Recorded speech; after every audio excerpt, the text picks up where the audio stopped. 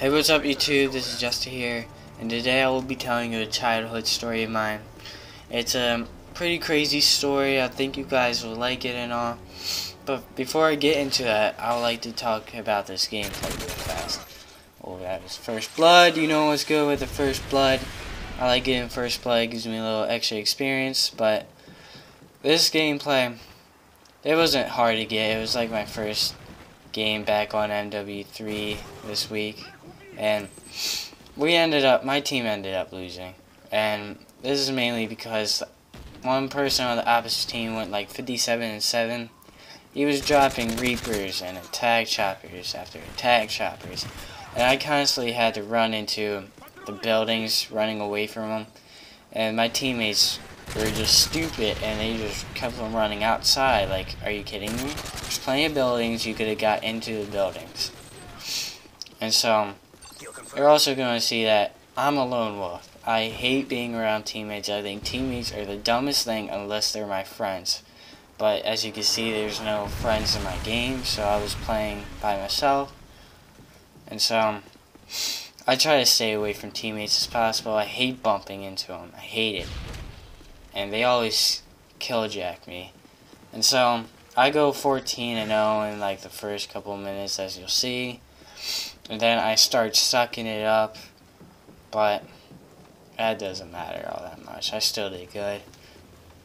Alright, so my next video, well, my next gameplay, I'm going to be showing you a Black Ops gameplay. I play much better on Black Ops instead of MW3 because I like it more. And so, man, I can't find anyone in this area. As you can see, I'm being a lone wolf right now. There's no teammates around me at all. So, yeah. Oh yeah. So, that's good. Dropping a Black Ops gameplay next week. You're gonna like that. You're gonna see my style of gameplay. I'm going to use. I hated how kids in Black Ops use FAMAS and whatnot. So I'm going using like non-overpowered weapons, probably like the MPL or Spaz, because Spaz gives more action type gameplay, and that's what I think people like. And so, let's get into this childhood story.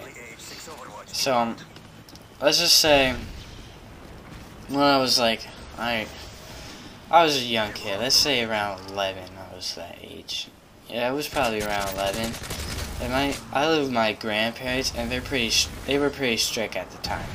Like, I don't think I was able to even walk down to the intersection, which was like a quarter mile.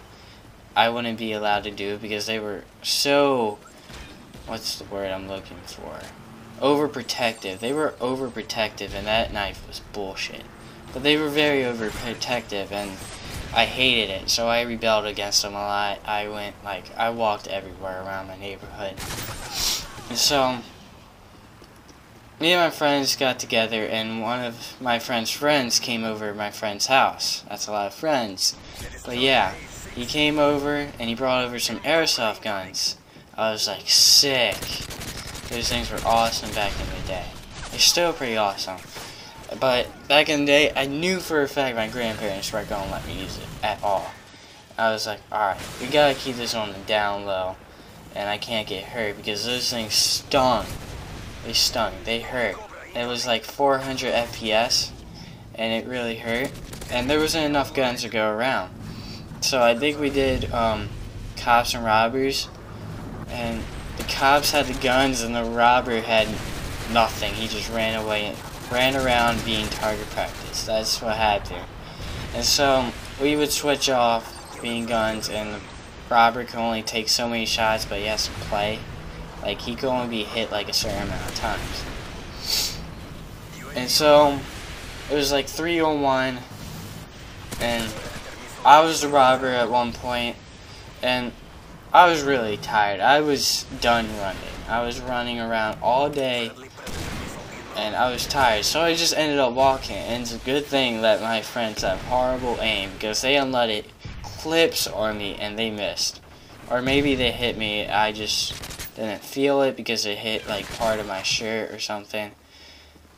Like, it never touched flesh for them.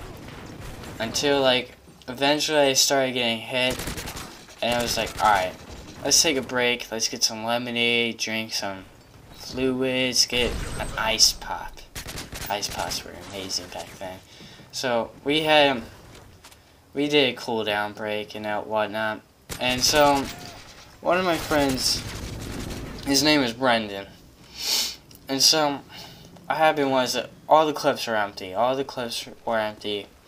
So he ended up pointing his airsoft gun at me in like the jugular area, like right under my chin where the jugular vein is. I was like, yo, chill with that, it could be loaded.